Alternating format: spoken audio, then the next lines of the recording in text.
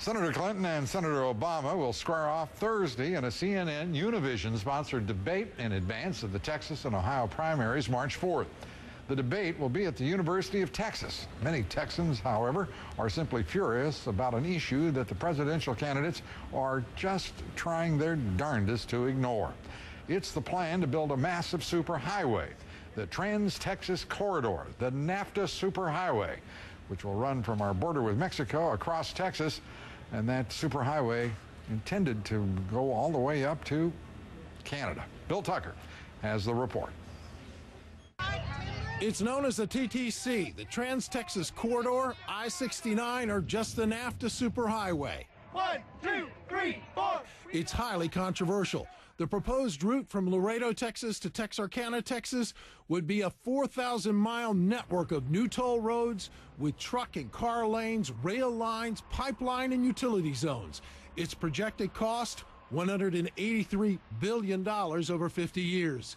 The purpose of the Trans-Texas Corridor would be to speed up the movement of goods from Mexico to proposed inland ports in America. This is about international, global companies that are coming in and having their way with our politicians and making sure that this kind of an international corridor happens. Doesn't matter what it does to the people in the path. It doesn't matter what it does to our way of life. And that's not going over well with thousands of people in the way of the massive project who've shown up at town hall meetings held by the state. Citizens here are not going to bear the burden so Walmart can get their cargo into the U.S. cheaper and faster. So far, none of the companies interested in financing the corridor are American. And among its opponents, presidential candidate and Texas Congressman Ron Paul. We don't know exactly what the long-term plan on and what the motivation is. Is this part of the North American Union, or is this just to enhance travel in Texas? And I suspect it's a lot more, and it's very costly.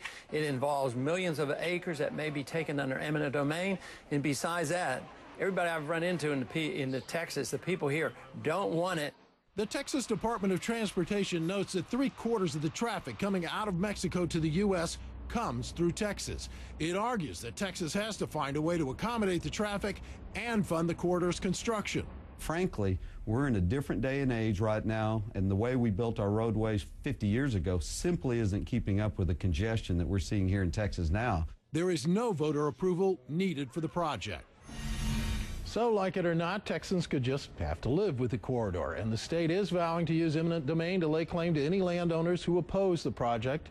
And those opposed say they are not against new and better roads. They just would prefer to see the expansion and improvement of existing roadways rather than something on the size and scale of I-69 or TTC. Well, you know that expression that Texans love, set up by their Department of Transportation, don't mess with Texas. Yes. They put it up in terms of protecting their roads and beautifying the highways. This is really messing with Texas. You can't tell me that Governor Rick Perry and the head of the Department of Transportation down there, that they're dumb enough to say that because all of this traffic's coming out of Mexico, that the Texas citizens should be funding the highway that is needed as a result of that traffic. Well, that's absolutely idiotic. The folks at the Department of Transportation told me today, look, we can't, it's not my job, it's not our job to stop the trucks at the border. It's, you know, these trucks are coming in, we have to deal with them. Whose job is it? They would say that's above their pay grade, and it goes to Washington. I'll tell you what, it isn't above their pay grade. There isn't a single American who has, you know, that's a cop-out.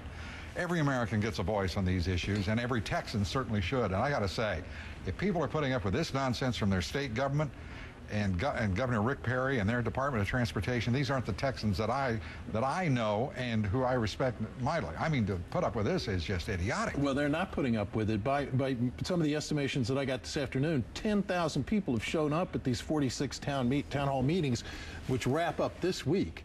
And they've been very vocal. There haven't been any supporters at these meetings. There have been a lot of opposition. Well, this is another example of trying to ram this nonsense through, you know, this is not, they're trying to be so cute. All of these folks who want to put together this highway that would run in their dreams from Mexico to Canada, I cannot imagine why there isn't just complete outrage throughout the state of Texas at this, the very idea of it. You know, it makes no sense on any level. Well, we'll get a look at some of that outrage because we're attending some of the meetings tonight, Lou, and we'll be back to talk about that tomorrow. You got a deal. Bill Tucker, thank you. And What happened to don't mess with Texas? I'm worried. I'm worried, I tell you. That brings us to the subject of our poll tonight. The question is, do you believe the presidential candidates of both parties should be required to take a position on the North American Union and the NAFTA superhighway? Oh, God forbid. Yes or no? We'd love to hear from you on your thoughts. We'll bring the results here later in the broadcast as you vote. And we're back with our panel, but first, 97% of you, according to our poll, say you believe the presidential candidates of both parties should be required to take a position on the North American Union and the NAFTA superhighway. 97%.